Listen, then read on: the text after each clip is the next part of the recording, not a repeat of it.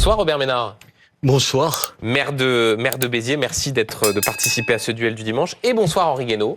Bonsoir Benjamin Duhamel. Ancien conseiller spécial de Nicolas Sarkozy, ancien député. Et ancien commissaire au plan. Et ancien commissaire au plan. Ben voilà, comme quoi il y a une forme succède. Hein. Voilà, il y a une forme comme ça de filiation avec François Bayrou. Je voudrais qu'on commence, messieurs, par évidemment la situation politique et la question de la composition du gouvernement.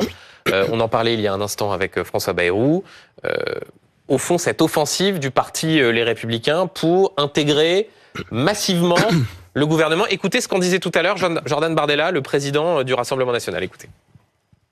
Et je pense qu'il n'aura pas d'autre possibilité que de revenir aux urnes et de revenir devant les Français. Parce que si on ne peut pas concevoir qu'un parti politique qui fait 5% en moyenne au dernier scrutin se retrouve avec le ticket gagnant du loto et puisse se mettre en capacité de diriger le pays et de mettre en œuvre un programme qui a été très peu plébiscité par les Français lors des précédentes élections. Donc je pense que rien de stable et rien de sain ne pourra sortir en tout état de cause de ce cycle électoral et de cette recomposition. Robert Ménard, ça c'est la métaphore du ticket au loto qui est utilisée. On a entendu aussi hold-up, venant d'un parti qui a 47 députés, qui a fait 4,7% à l'élection présidentielle. Est-ce que vous partagez cette idée ? Il a raison, mais il a qu'à y aller au gouvernement. Enfin, il n'a pas proposé. Hein. Attendez, non, mais attendez, ils ont commencé par dire non. Moi, ce que je rêve, ce dont je rêve, c'est qu'il y ait un gouvernement qui ouvre. Pourquoi il n'y a pas des gens, pourquoi d'avance il dit je vais pas au gouvernement? Pourquoi il n'y a pas d'élus du Rassemblement national? Moi, je rêve qu'il y en ait. Je suis pas d'accord avec eux, vous le savez, je le dis tous les dimanches ici, donc c'est pas un problème. Mais je pense que plutôt que de dire ça, si tu as un souci autre que toi-même, c'est ça le problème des politiques. Et des politiques, c'est qu'ils n'ont comme seul souci qu'eux-mêmes. Eux-mêmes, leur parti, leur boutique, leur commerce, ce que vous voulez, quand juste il faut s'oublier un petit peu. Oui, il a raison de dire ça peut pas être quand tu fais moins de 5% des voix, tu peux pas truster toutes les places au gouvernement. Ou vous avez raison, je viens de vous entendre, c'est vrai que pour l'instant, des gens de gauche, je sais pas, tout à l'heure, François Bayrou, il dit, il le faut, mais encore, il faut les trouver. Moi, je ne sais pas comment ça va se faire. Mais encore une fois, monsieur Bardella, il peut pas, sans arrêt, dire je veux me soucier de ce pays, je me soucie de ce pays, j'ai envie que ce pays réussisse et exclure a priori de travailler avec des gens qui pensent pas comme vous. Le problème là, c'est simple, c'est personne n'est en mesure de dire je vais appliquer mon programme puisque personne n'a de majorité pour ça. Donc il faut faire des concessions. Bah alors les concessions dans la classe politique. Comment ? Vous êtes optimiste là sur les concessions à faire ? Bah personne ne va en faire, c'est ça. Alors que ça tienne, j'en sais rien. On va voir. Barnier, il est peut-être pas le plus mal placé pour ça. Henri Guénaud, sur cette expression hold-up démocratique, vous avez appartenu aux Républicains ?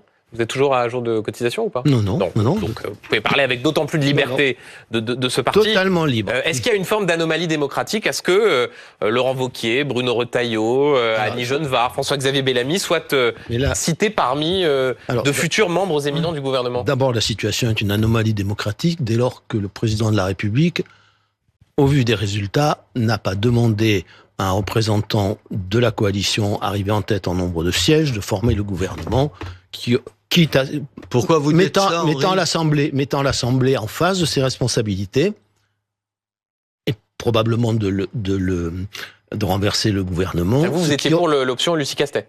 Non, je suis pour l'option. Ceux qui sont arrivés en tête, la coalition formée avant les élections, arrivée en tête en nombre de sièges, est celle vers laquelle on se tourne d'abord. Voilà. Et le président de la République aurait dû se tourner d'abord vers elle. Ensuite, si la preuve était faite par l'Assemblée que ce gouvernement ne pouvait pas gouverner, alors il aurait retrouvé une marge de légitimité et de liberté pour inventer une autre solution. Donc ça, c'est la première. C'est même pas un déni démocratique, ça, c'est un déni de réalité. Voilà. Mais qui affaiblit la fonction présidentielle et qui affaiblit la légitimité du gouvernement qui suit. Bon. Ensuite, il fallait bien trouver quelqu'un dans le chaos institutionnel qui était en train de s'installer à cause de cette façon de procéder. Je pense que Michel Barnier est un bon choix dans cette situation, mais il est un bon choix, non pas parce qu'il est républicain, non pas parce qu'il est un homme de droite ou du centre-droit. Il est un bon choix pour ses qualité personnelle, en tout cas celle qu'on lui prête. Voilà, c'est-à-dire quelqu'un capable de négocier, qui ne provoque un rejet. Henri Guénaud, il est quand même un tout petit peu de droite, quand même. Non, mais c'est pas pour ça qu'il était. C'est pourquoi, c'est parce qu'il est pas.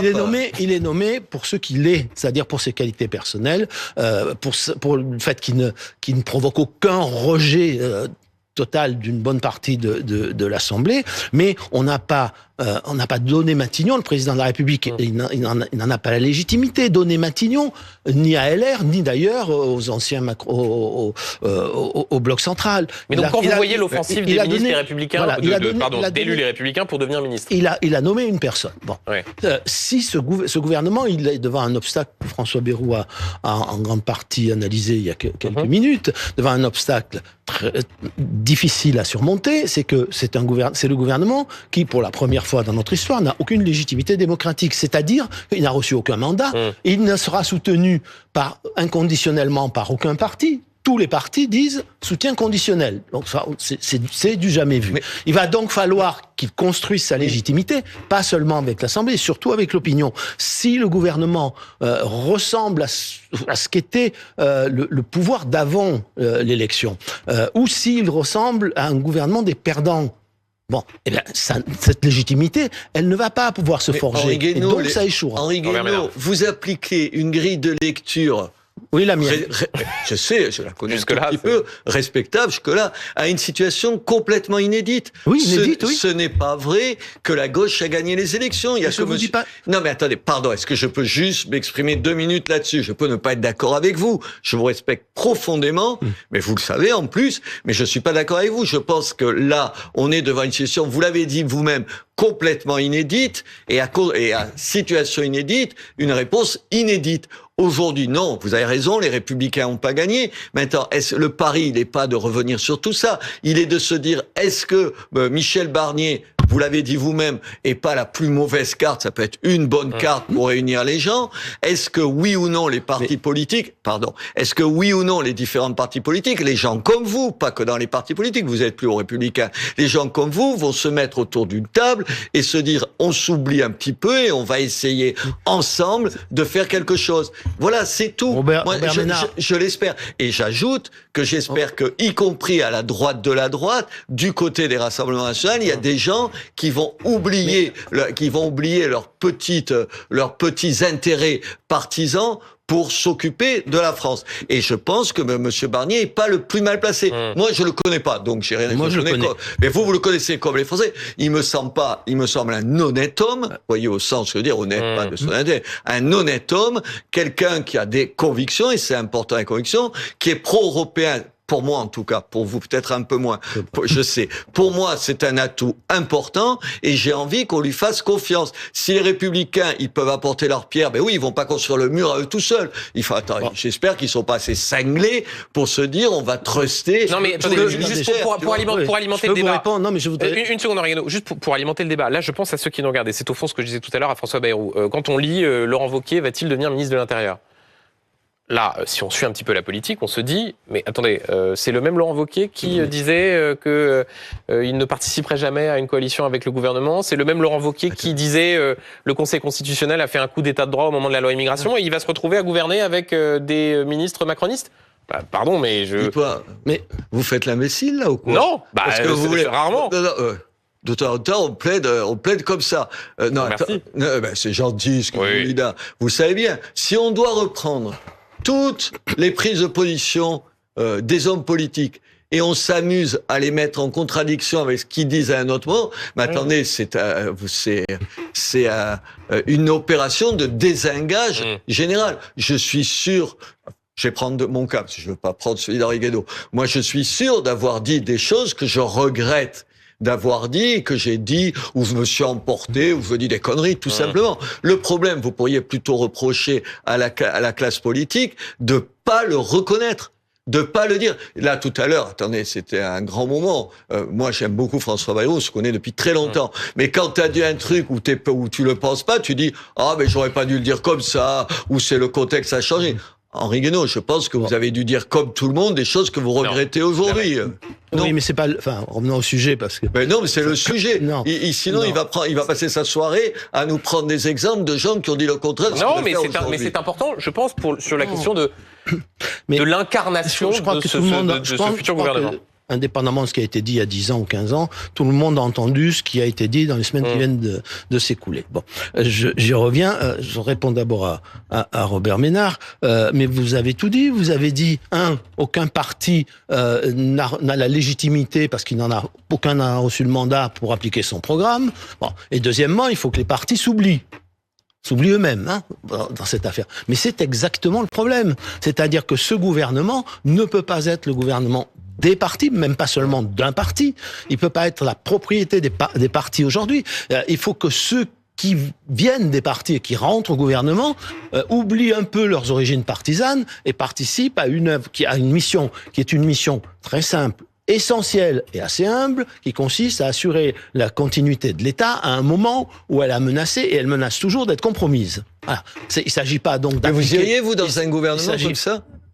Mais pour ça, il faudrait que d'abord, personne ne l'a demandé, mais il faudrait que le gouvernement soit un gouvernement qui ressemble à ça. Mais pour ressembler à ça, il faut dire oui, j'y vais. Regardez, si on non. C'est d'abord l'appétit du pouvoir est désastreux. Le spectacle de l'appétit du pouvoir est désastreux pour l'opinion. C'est une hypocrisie de ça. On fait de la politique pour avoir des responsabilités à un moment donné, quand même. Robert, oui. Vous en avez eu assez dans le passé, donc mais on peut se le dire quand même.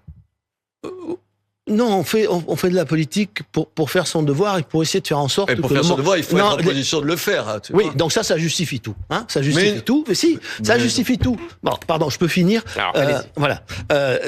Donc le problème de ce gouvernement, qui n'a aucun mandat, qui n'a aucune légitimité démocratique, va être de s'en reconstituer une. Il peut pas s'en reconstituer une si on vous explique ou on vous montre que ce gouvernement va être un gouvernement de droite, qui va appliquer le programme de la droite, ou le programme des macronistes, ou le programme d'Horizon. Enfin, je veux dire, ce gouvernement n'est pas là pour ça. Il ne le peut pas. Mais on est d'accord. Voilà. Mais bien sûr, mais c'est pour ça que j'avais envie de vous répondre, parce que derrière l'ampleur de votre discours, il y a quand même à la fin cette conclusion, c'est que il faut que les partis s'oublient un peu, il faut que les ambitions s'oublient un peu dans un temps où ça n'est qu'un problème de devoir. Vous savez, en 1958, le général de Gaulle arrive au pouvoir. Bien, il faut un gouvernement de salut national. Au moment où il est le dernier président du Conseil de la 4e République.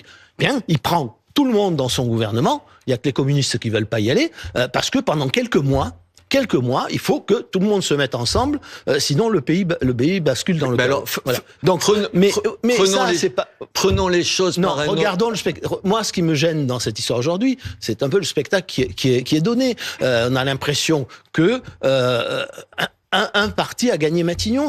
Mais c'est l'impression qu'on donne. Vous parlez de l'entrée de ministres de gauche. Mais les ministres de gauche, quand ils voient ça, ils veulent pas y aller. Ils veulent pas les potentiels mises. Non, et en même temps, ils ont un réflexe préalable. Mais attendez, c'est pas de dire qu'ils ne veulent pas rentrer. Ouais, attendez, honnêtement, Henri, c'est pas ça. Ils veulent pas y aller par principe. On dirait, et le gouvernement actuel, Monsieur Barnier dirait un certain nombre de choses allant dans leur sens. Il dirait, on n'y va pas. Enfin, c'est pitoyable. Cette social-démocratie. Non, mais il y a deux choses. Attendez, cette social-démocratie. Les personnalités de gauche dont je parle, c'est pas les membres des partis. Ils n'iront pas pour des raisons d'alliance. Attendez, mais moi, je suis d'accord. À gauche, je suis d'accord avec vous. Ils veulent pas se retrouver noyés dans un gouvernement de droite. Aujourd'hui, tout un tas de gens de gauche et le Rassemblement national, d'une certaine manière, la même chose, ils se disent, attendez, dans un an, il va y avoir de nouvelles élections, parce que quand même, Marine Le Pen, elle peut te faire tomber le gouvernement quand elle veut. Je vais pas me fâcher avec la France. Dans un an, c'est le président qui peut faire. Oui, non, mais d'accord. Enfin, s'il y a une motion de censure, ça va être un petit peu compliqué. Henri, qu'est-ce qu'ils disent, la gauche social-démocrate, ce dont on pouvait espérer qu'ils se comportent un peu différemment des autres. Ils se disent, mais dans un an, on va se retrouver devant les urnes. Si on se paye la France Insoumise ou les candidats de la France Insoumise, on va être battus. C'est aussi minable que ça. C'est-à-dire, ils ont des principes. Ils disent, oui, mais nous, on n'est pas des allumés de la France Insoumise. Mais les allumés de la France Insoumise, ils en ont tellement peur. C'est quand même un concours de lâcheté. Ils se disent, c'est même pas dans un an, parce que quand même, les mois ont passé. Il nous en reste 10 de mois. on va pas se les payer, donc on dit rien, et ils ne prennent pas leur distance. C'est ça. C'est une bande de lâches. C'est une bande de lâches. Et le Rassemblement national, c'est le même raisonnement. C'est de toute façon, qu'est-ce qu'on va aller se mettre dans un truc qui va durer moins d'un an? Messieurs, toutes les écuries présidentielles de droite, du centre. mais voilà. Un point précis sur ce qu'a dit ça, c'est la réalité. C'est la réalité. Henri Guénaud, Robert Ménard. Un point précis sur ce qu'a dit François Bayrou tout à l'heure, qu'il plaidait, lui, pour le renouvellement intégral ou quasi intégral du gouvernement. Est-ce qu'il a raison, au fond, de considérer que vous disiez déjà que le gouvernement n'avait pas de légitimité démocratique, qu'il faut anticiper le fait que les Français s'y voient... Il faut qu'il la construise. Est-ce que François Bayrou a raison, Henri Guénaud, de dire qu'il ne faut pas que les membres actuels du gouvernement se retrouvent dans la future équipe gouvernementale? Alors moi, je ne serais pas aussi... D'abord, je n'ai pas de conseil de ce genre à donner à Michel Barnier. Simplement, plus il y aura de gens qui seront maintenus, et plus ça ressemblera au gouvernement d'avant. C'est-à-dire comme si les élections n'avaient pas eu lieu. Les gens ont voté. Ils ont voté massivement par rapport à toutes les échéances précédentes des législatives. Donc on peut pas faire comme si il n'y avait pas eu d'élection, ou comme si elles remontaient à 4 ans. Bon. Donc, moi, je pense qu'il n'est pas absurde que quelques-uns puissent rester, mais tout est une question de proportion. S'il y en a 2, 3 peut-être, mais si tout le monde reste, ou si dans les grands ministères, ça bouge pas. Voilà, ce sont les mêmes. Les gens vont se dire, et c'est ça le problème. Le problème, c'est pas, on peut préférer un programme de droite, de gauche, du centre, etc. Mais le problème aujourd'hui, ce sont les institutions, la légitimité qu'elles auront aux yeux de l'opinion. Et ça, c'est quelque chose auquel il faut faire très attention. Je sais pas, sur les institutions, je dirais pas, vous connaissez 1000 fois mieux que moi cette question-là. Bien sûr qu'il faut changer les têtes de gondole, c'est aussi simple que ça. Mais surtout, il faudrait quand même dire 2 mots de ce qu'on pourrait y faire. Parce que quand même, sur la question de l'immigration, est-ce que J'y arrivais. Attendez, est-ce que M. Barnier, qu'est-ce qu'il va dire, M. Barnier? Il va réunir des gens sur ce qu'il a dit il y a 2 ans, quand il était candidat, vous vous rappelez, à représenter son parti aux élections présidentielles, et il va dire il faut limiter, sur l'aide médicale d'État, il faut la diminuer, sur le statut des réfugiés politiques, il faut être plus sévère. Il n'y a pas de majorité pour ça. Non, mais attendez, est-ce que c'est ça? Mais peut-être qu'il faut aller la chercher ailleurs. Peut-être qu'il faudrait... Écoutez, je l'ai dit, on en a parlé 10 fois, parce qu'on parle manifestement que de ça depuis des mois et tout. Peut-être qu'il faut aller... Vous vous renouvelez à chaque fois. Non, comment? Vous vous renouvelez à chaque fois. Oui, c'est ça. La démagogie, c'est pas rien. Vous allez faire bientôt de la politique, là. Je laisse ça aux professionnels. Non, je parle plus sérieusement. Je pense que il faut qu'il joue l'opinion publique. Sa seule légitimité, c'est les gens. Les gens, ils demandent pas qu'on fiche les immigrés dehors et qu'on explique qu'on va plus en recevoir aucun. Personne ne demande ça. En revanche, contrôler l'immigration, être plus sévère, regardez sur la sécurité, regardez le fait qu'on puisse être condamné 10 fois, vous avez vu les faits divers, et ensuite avoir sa carte de séjour. Il y a tous les gens qui se disent mais c'est dingue ce système-là. Est-ce qu'il faut pas construire, est-ce qu'il faut pas prendre les choses à l'inverse en disant voilà ce que j'espère, je vais vous donner quelques idées qui sont des idées majoritaires dans ce pays et on réunit des gens autour de ça. Mais il y a ça, mais par exemple sur le social, peut-être que oui, il y a un certain nombre de gens, de gros groupes qu'il faut taxer de façon plus importante que des PME, et ça c'est plutôt à gauche. Est-ce qu'on peut pas trouver une espèce de programme qui dépasse celui de chacun des partis? Est-ce que M. Barnier est capable de faire ça? Je sais pas, moi. Sur la question de l'immigration, Henri Guénaud, parce qu'il faut resituer ce que vous dites, Robert Ménard, dans le cadre européen, à partir de demain, l'Allemagne va renforcer le contrôle à ses frontières. C'est une décision qui a été prise par le chancelier allemand, chancelier social-démocrate, qui gouverne avec les libéraux, mais aussi avec les écologistes. Oui, des écologistes. Peut-être que cela va interpeller les uns et les autres. C'est très intéressant, ça. Mais qu'est-ce que ça dit? Est-ce qu'au fond, ça va mettre la pression sur le gouvernement français pour aller plus loin? Est-ce que cela dit une forme de raidissement général vis-à-vis de la question de l'immigration? Ça dit la connerie des partis politiques. Non. Quand Jordan Bardella propose quelque chose comme ça, vous avez un tollé ici de tout le monde, de la gauche, tout ça. Comment on peut... Pardon, alors là, je fais une parenthèse, Henri Guénaud, vous avez la parole dans un instant. Tout le monde dit ça. ce que disait Jordan Bardella à l'époque, c'était le principe de mémoire double frontière, où au fond, il considérait qu'il y avait une sorte de d'étanchéité. C'est pas exactement... là, il y a un renforcement des... personne n'explique que plus personne ne va passer. Non, il n'a jamais dit que plus personne n'allait passer. Ne soyez pas caricaturaux. Pourquoi je dis ça, Henri? Je finis juste parce que le problème, et moi je suis d'accord avec Henri Guénaud, c'est que si une proposition est portée par un parti politique, Henri Guénaud, par principe, il y a un certain nombre d'autres partis qui vont s'y opposer. Si la même proposition était portée par des gens qui sont pas encartés, qui sont pas marqués par un parti politique, vous verriez que les mesures de bon sens, elles passeraient 10 fois plus facilement. C'est pour ça que je vous reprends. Bon, d'abord, on n'est pas, hélas, dans un contexte comme celui de la création du Conseil national, du programme du Conseil national de la résistance, où les gens ont une raison très très forte et une responsabilité qui les oblige à travailler ensemble malgré leurs différences. Et donc ça, je ne pense pas qu'on puisse espérer aujourd'hui, de la part des partis et des écuries présidentielles, un élan de patriotisme de ce genre. Mais je reviens sur l'immigration parce que c'est un exemple très intéressant. Je vais répondre en deux temps. D'abord, d'une façon générale, puis après sur l'Allemagne. D'une façon générale, il faut bien comprendre que on peut continuer à faire la politique des marqueurs, comme on l'a fait avec la dernière loi sur l'immigration, comme on l'a fait avec toutes les autres. C'est-à-dire, moi, je prends des décisions, je sais qu'elles ne seront pas appliquées, soit parce qu'elles seront, je sais par avance qu'elles seront détricotées par le Conseil constitutionnel, ou parce que la justice européenne ou nos propres juridictions ne les appliqueront pas. Pourquoi ils les appliqueront pas? Tout simplement parce que dans ce domaine-là, le domaine du droit des étrangers, l'essentiel du pouvoir est entre les mains des juges et non pas du législateur. Dans l'état actuel, dans notre système de droit... On peut s'interroger sur ce principe, oui, bien sûr, dans notre système actuel. Dans notre système de droit actuel. Mais ça ne peut... Attendez. Ça ne peut changer que à la suite, parce que c'est un chantier à la fois politique, juridique, international et européen, qui est...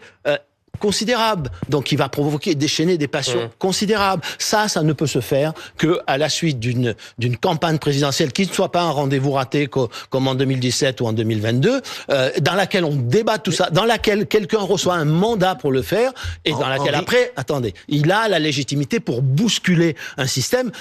Imaginez, il faut, dans ce que proposait Michel Barnier, dans le cadre d'une future campagne présidentielle, je vous le rappelle, un bouclier constitutionnel, qui est une chose absolument nécessaire si on veut changer les choses. Le bouclier constitutionnel, comment vous allez faire pour changer la Constitution? Ce que j'ai, Henri Guénaud, moi, ce que je trouvais formidable dans cette histoire-là, c'est que Michel Barnier, vous pouvez pas l'accuser d'être anti-européen. On est d'accord, au moins là-dessus, il est sûrement plus que vous ne l'êtes, Henri Guénaud, sur ce terrain-là. C'est pas difficile. On est tous d'accord. Vous exagérez toujours. Non, voilà.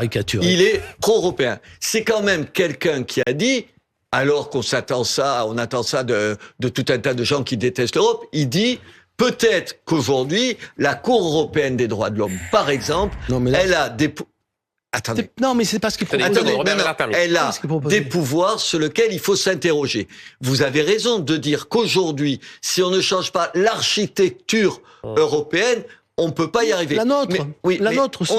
La nôtre aussi. C'est surtout la nôtre, d'ailleurs. Peut-être, moi je me dis, c'est pour ça que je trouve que ça peut être une chance. Je me dis, peut-être qu'il est bien placé, parce qu'on peut pas l'accuser d'être le Rassemblement national, anti-européen, qui déteste Bruxelles et tout. Il s'est fait insulter par tout le monde, hein. D'accord. Mais on peut pas lui faire ce procès d'intention-là. On le lui a fait.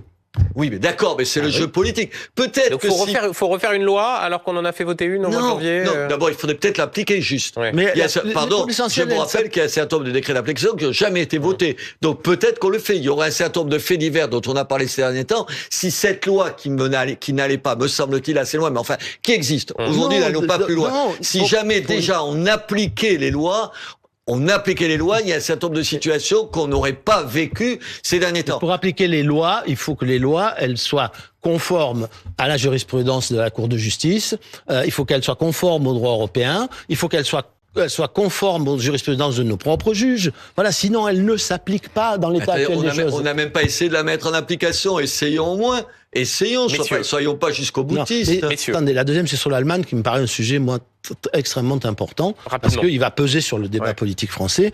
L'Allemagne, ce qui se passe, c'est extrêmement... D'abord, l'Allemagne avait déjà pris ses mesures vis-à-vis d'un certain nombre de pays. Là, elle l'étend à d'autres pays.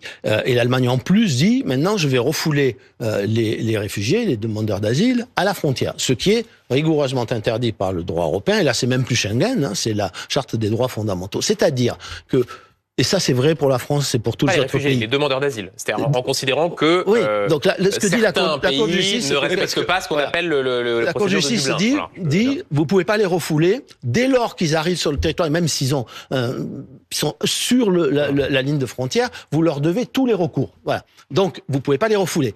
Ils vont les refouler. Nous on le fait aussi, mais tout ça en violation du droit. À force de ne pas vouloir mettre ces questions fondamentales de droit et de politique sur la table, et il se passe une chose suivante, c'est qu'on préfère violer le droit plutôt que de le changer.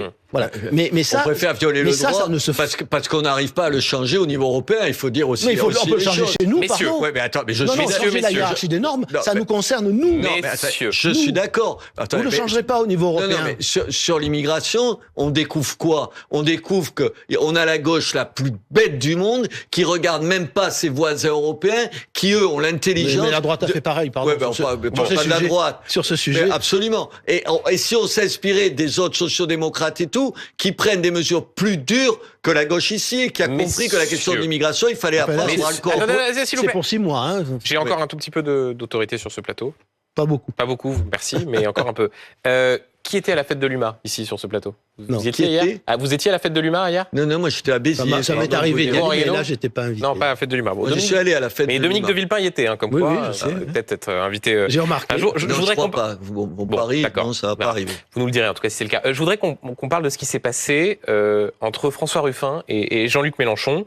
François Ruffin participait à une table ronde et il a été hué par la salle, pas seulement parce qu'il a été aussi applaudi, mais en tout cas, il y a un moment où il a été hué après les propos qu'il a notamment tenus dans son livre, qu'il a rappelé sur BFM TV, sur la stratégie de Jean-Luc Mélenchon, une stratégie communautariste, même s'il ne reprend pas ce mot, c'est ce qu'il veut dire. Écoutez, successivement, François Ruffin au micro d'Apolline de Malherbe, c'était mercredi matin, puis ce qui s'est passé hier à la fête de l'UMA. Regardez. Il y a un choix qui depuis 2 ans nous sépare avec la direction des Insoumis, qui a un choix de se dire est-ce qu'on parle au pays en entier ou est-ce qu'on parle au pays à moitié. Le récit est venu de tous les députés de 2 campagnes différentes, d'une campagne menée dans les quartiers qui était bien différente de la campagne menée dans les pavillons.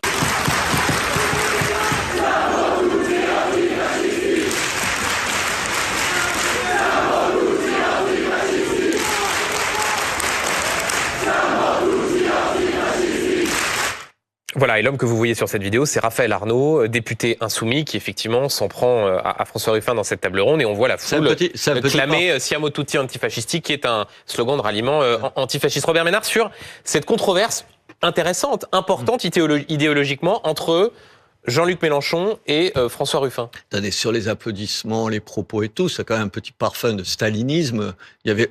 Enfin, vous rigolez. Non, vous avez vu, camarade, tu nous as trahis, tu as changé de bord et tout. Enfin, vous êtes trop jeune pour vous en souvenir, mais moi, je les ai vécus. Les communistes, tu croyais que ça n'existait plus. Et non, ils sont staliniens dans l'âme et ils vont le rester longtemps. Il n'y a pas que des communistes, là. Non, mais c'est les successeurs, c'est les mêmes. C'est cette gauche qui vient vous faire une leçon de morale tous les matins et qui se comporte comme des sagouins 5 minutes après. Attendez, moi, sur le choix de Mélenchon, tout le monde le sait. Enfin, on le voit depuis des années. C'est pourquoi je dis ça, parce que ça fait des années qu'il fait quoi, qu'il choisit. Il a abandonné la classe ouvrière il y a bon temps et belle lurette, et il pense que... Il n'est pas le seul. Hein. Ah, oui, non, on est d'accord, mais même la droite, vous l'avez abandonné aussi. La droite, la gauche... mais on est d'accord, la droite, la gauche. C'est pour ça que l'extrême droite, comme il se dit, ou la droite de la droite, l'a récupéré, parce que tout le monde les a oubliés. Mais attendez... Benjamin, moi, c'est pas ça qui me choque le plus. Vous savez ce qui m'a choqué le plus? J'ai regardé mes notes parce que quand même, ce qu'il dit, que Monsieur Ruffin dit, de ce qu'elle lui a dit Jean-Luc Mélenchon. Il lui dit, à propos des électeurs d'Hénin-Beaumont, il lui dit, on ne comprenait pas ce qu'il disait. Il transpirait l'alcool dès le matin. Il sentait mauvais. Il parle des électeurs d'Hénin-Beaumont. presque tous obèses. Mais vous vous rendez compte de dire ça? Imaginez que quelqu'un d'autre, où qu'il soit, dans n'importe quel endroit, lieu de la politique, dise 4 saloperies pareilles sur les gens. Et là, alors, il y a le problème de la stratégie, mais il y a que c'est une infamie de dire ça sur les gens. C'est déjà, vous voyez dire, il transpirait la colle dès le matin, il sentait mauvais. Dire des gens qu'ils sentent mauvais. C'est l'accusation portée par François Ruffin dans son livre. Non, mais attendez, pourquoi je dis ça? Vous avez entendu monsieur Mélenchon dire qu'il n'avait pas dit ça? Non. Il répond sur la stratégie. Moi, attendez, on dirait ça de moi, Henri Guénaud, on dirait que vous dites... On vérifiera, mais je crois que les propos, en l'espèce, personne ne confirme dans l'entourage de Jean-Luc Mélenchon qu'il a tenu ces propos. Attends, non, mais je veux dire, est-ce que Jean-Luc Mélenchon a dit « c'est un mensonge, je n'ai jamais dit ça ». Il a dit ça? Non. Enfin, attendez, vous vous rendez compte? Pourquoi je vous dis ça? Je vous dis parce qu'on accepte, on continue dans le débat médiatique, dans le débat politique, d'accepter de Jean-Luc Mélenchon un certain nombre de propos qui vous disqualifieraient à jamais si vous n'étiez pas Jean-Luc Mélenchon. On l'a vu après le 7 octobre, on le voit là. Et sur ces stratégies, attendez, chez moi, le seul, mais il a raison d'un point de vue de ce calcul cynique, Jean-Luc Mélenchon, le seul bureau de vote où je ne suis pas majoritaire dans ma ville, le seul bureau de vote aux dernières municipales, je n'étais pas majoritaire, c'est un bureau de vote dans un quartier difficile, comme on dit pudiquement, où c'est l'extrême gauche qui est majoritaire. Parce qu'ils disent des choses dont ils pensent que ça flatte un électorat, sur l'antisémitisme, sur les promesses à je ne sais pas à quelle démagogie, et que ça les fait gagner. Henri Guénaud, juste pour alimenter la discussion, il y a aussi ce que les micros de nos confrères de Quotidien ont capté dans une manifestation. Jean-Luc Mélenchon qui disait « Il faut mobiliser la jeunesse et les quartiers populaires, tout le reste, laissez tomber, on perd notre temps ». Oui, alors 2 choses. D'abord, moi je suis toujours gêné de commenter des propos, je pense à ceux que vient de citer Robert Ménard, qui n'ont pas été tenus en public et qui ont été rapportés. Voilà, alors ils sont vrais, ils sont faux, je sais pas, en tout cas, moi j'aurais difficilement pu tenir ces propos, parce que je sais très bien d'où je viens, et ce serait impossible de tenir des propos pareils. Mais quant aux ouvriers, aux employés, aux classes populaires, tout le monde les a laissés tomber, parce que je me souviens très bien de la... Sauf le Rassemblement national. Oui. Qui au moins dans le discours ne les a pas laissés tomber. Et ça lui a, ils prennent en compte. François Ruffin, pour le coup, lui, prétend vouloir parler ça lui a beaucoup rapporté, à ce qu'il appelle la France des tours et des bourgs. Sauf qu'il ne parle jamais d'immigration et jamais d'insécurité. Robert Ménard, vous voyez. Sauf qu'il faut se rappeler un petit peu ce qu'a été le cheminement. C'est les électeurs du Parti communiste sont partis au Front National. Vous savez pourquoi? Parce qu'avant, le Parti communiste, c'était la France aux Français, et ils démolissaient la CGT allait démolir les refuges du Sonacotra, les foyers début d'Oser. Bon, donc après, le Parti communiste ayant subi la mutation que l'on sait, et sa participation au pouvoir ayant conduit, les électeurs du Parti communiste sont partis au Front National d'abord. Puis ensuite, ce qui a été ma famille politique, mais qui n'est plus vraiment une famille, j'aimerais bien, mais c'est plus une famille. C'est-à-dire le glissement du RPR vers l'UMP a fait que l'UMP a perdu les couches populaires du RPR. C'était ça, le métro à 6h du soir de Malraux.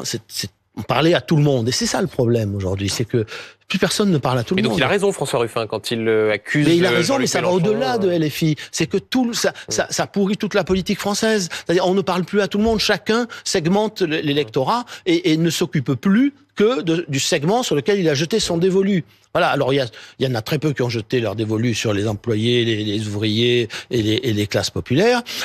Mais il y en a d'autres qui ont jeté sur telle fraction de la bourgeoisie, les autres sur les campagnes, les autres sur les quartiers. Et ça, c'est une terrible, ça ouvre une terrible crise intellectuelle et morale de la politique. Voilà. Donc, ce qui est presque poussé à la caricature chez LFI, mais est vrai pour la plupart. Mais donc c'est le retour de quoi? D'une forme de gauche populaire, François Ruffin? Non, je sais pas, je vous le disais, il est pas crédible. Il est pas crédible parce qu'une des raisons du fait que la classe populaire a basculé du côté du Rassemblement national, c'est qu'il y a deux questions essentielles pour les gens.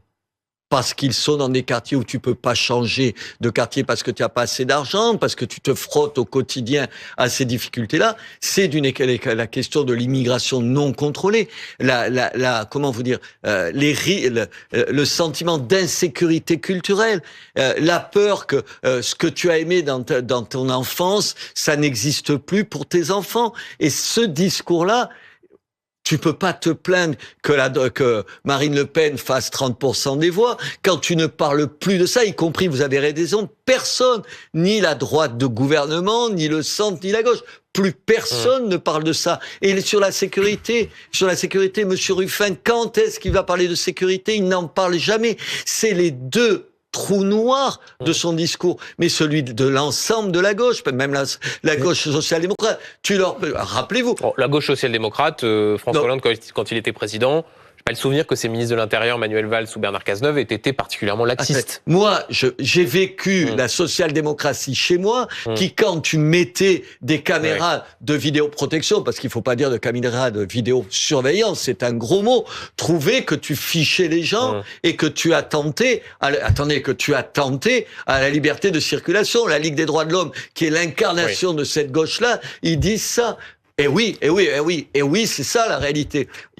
Moi je rêve, Henri Guénaud, de gens qui ne laissent pas tomber cette population-là et ne laissent pas tomber des pans entiers de notre pays. Parce que c'est la même chose avec les petites villes, avec les villes moyennes. Quand on remplace rapidement, parce que je voudrais vous montrer quelque chose. La question sociale par le wokisme d'un côté et qu'on remplace le gaullisme par un discours qui ressemble à une espèce de darwinisme social de l'autre, faut pas s'étonner que des pans entiers de la société fassent sécession. Enfin, Messieurs, je voudrais vous montrer une autre image, celle d'Édouard Philippe. C'était mercredi soir sur cette antenne. Il a confirmé sa déclaration de candidature qu'il avait faite dans les colonnes du Point une semaine avant. Et il a répondu à l'idée selon laquelle ce serait une forme de déloyauté vis-à-vis du président de la République. C'était mercredi sur BFM TV. Regardez. Avant, je disais que je me préparais. Oui. Bon, il y a un moment où il faut dire, il y a un moment où il faut dire que on se prépare, et on se prépare pourquoi? On se prépare pour être candidat. Et j'ai dit que je serai candidat à la prochaine élection présidentielle. Je suis pas pressé, mais je suis déterminé. C'est de la déloyauté vis-à-vis du président, ou au fond c'est la règle de la Ve République? Tout le monde est tendu vers l'élection présidentielle, l'élection reine. J'allais dire une réponse de faux cul, comme je suis poli, on va dire une réponse langue de bois. Ou de Normand, comme il est maire du Havre. De Normand. Enfin, attendez, il sait très bien qu'il fait un truc pas sympa. Il y a une crise dont on est en train de parler. Celui qui l'a nommé Premier ministre est dans un bordel incroyable. Et lui, il dit, tiens, je vais être candidat. Et si, il y a une élection présidentielle avancée, je serai candidat. Honnêtement, c'est pas le truc le plus sympa qu'il fait à Macron. En fait, tu peux au moins dire ça. Alors, c'est la politique. Il paraît que c'est ça, la politique. C'est faire des croche-pieds aux gens qui t'ont aidé à un moment donné, ou qui t'ont nommé. Attends, et qui l'a nommé. Enfin, il est pas arrivé par l'opération du Saint-Esprit. C'est quand même Macron qui l'a nommé. Non, je veux dire, c'est pas, mais c'est peut-être ça. Aujourd'hui, tout le monde tourne le dos à Emmanuel Macron parce qu'il peut plus se présenter, parce que ça va mal pour lui, et plus tu prends tes distances, plus c'est le type qui est pestiféré. Plus t'es loin de lui, mieux tu te portes. Voilà, il a des qualités. Mais là, honnêtement, sur ce coup-là, on pourrait s'attendre. Je sais pas, tu peux parler plus simplement, au moins dire les choses, dire oui, voilà, aujourd'hui, c'est pas, non. Non, enfin, la déloyauté n'est pas nouvelle en politique, c'est pas une raison pour lui vouer un culte. Et là, depuis quelques mois, on a quand même assisté à des choses qui ne font pas vraiment honneur à la politique. Mais indépendamment de ça, ce que je trouve assez grave et dérangeant dans cette déclaration de candidature, on savait déjà qu'il est candidat, il avait déjà plus ou moins dit, mais le dire là, quelque chose qui, moi, ne correspond pas à ce que j'attends des responsables politiques qui, précisément, visent à être veulent être président de la République. Parce que ça veut dire quoi? Ça veut dire, je le fais maintenant, parce que j'espère qu'il va partir. Lui dit que non. Oui, mais il dit que non, mais c'est ça qu'on ressent. C'est-à-dire, c'est qu'il mise aujourd'hui, Il a l'air, en tout cas, et c'est le fait d'avoir l'air suffit à être gênant, il a l'air de miser sur son départ. Or, la démission plus ou moins forcée du président de la République avant l'échéance, moi je suis pas un macronien, vous l'avez compris, très convaincu et très enthousiaste, mais ça serait une catastrophe pour les institutions. Oui, mais en même temps, messieurs, on est aussi paradoxaux parce que si il répondait en louvoyant, en disant oui, mais je me prépare, mais je ne vous dis pas, comme François Bayrou tout à l'heure, quand je l'interroge sur ses ambitions présidentielles, on dirait ah ouais, mais ils sont pas clairs, c'est la politique, ce serait bien qu'il soit on a posé la question avant les élections de 65, on a posé la question quelques mois avant au général de Gaulle dans une conférence de presse, il a répondu. Vous le saurez le moment venu. Évidemment, ce sera avant la limite de dépôt des candidatures. Tout le monde avait compris. Tout le monde avait compris. Et alors, qu'il allait être candidat. Je vous rassure. Mais il l'avait dit, monsieur Duhamel. Moi, j'ai parlé avec plein de gens au lendemain de votre interview, puisque c'est vous qui lui répondez. La seule chose dont on m'a parlé, personne ne m'a dit ça, parce que tout le monde avait compris qu'il allait être candidat, à part d'être un abruti total. Non, mais il l'avait dit déjà. Non, mais oui, donc c'était pas le problème. La seule question la plus intéressante, c'était sur ses cheveux. Moi, on ne m'a parlé que de ça. Alors, on vous a parlé de ça. Effectivement, et d'ailleurs, j'ai interrogé... Attendez, mais c'est pas du tout... C'est pas du tout rien, je me moque pas. Je dis, les gens, ils s'intéressent à des choses essentielles comme ça, parce que ça les touche, parce qu'il a été, finalement, ce qui a participé aussi au fait, vous avez dans les sondages, il se passe très bien et tout, c'est qu'il lui est arrivé quand même un gros truc, c'est un gros pépin de santé. Et vous avez eu raison de lui poser la question, parce que c'est ça qui touche les gens. C'est quand tu réponds clairement un certain nombre de choses, quand tu parles de toi et tout. Et là, je l'ai trouvé, vous avez une vraie dimension. Et ça participe à une espèce de réhabilitation, parce qu'aujourd'hui, quand même, il est hyper populaire, quand même. Mais vous savez, ce qui compte, c'est quand même, c'est la signification que prennent les événements ou les déclarations en fonction des circonstances. Voilà. Donc là, je pense que... Et deuxième chose, je voudrais rappeler un exemple pour dire que je suis pas sûr que ça soit un bon calcul politique. À la mort de Georges Pompidou, Jacques Chaban-Delmas, pour qui j'ai une immense admiration. Il a été candidat trop tôt et il a déclaré sa candidature, je crois, le jour des obsèques. Voilà.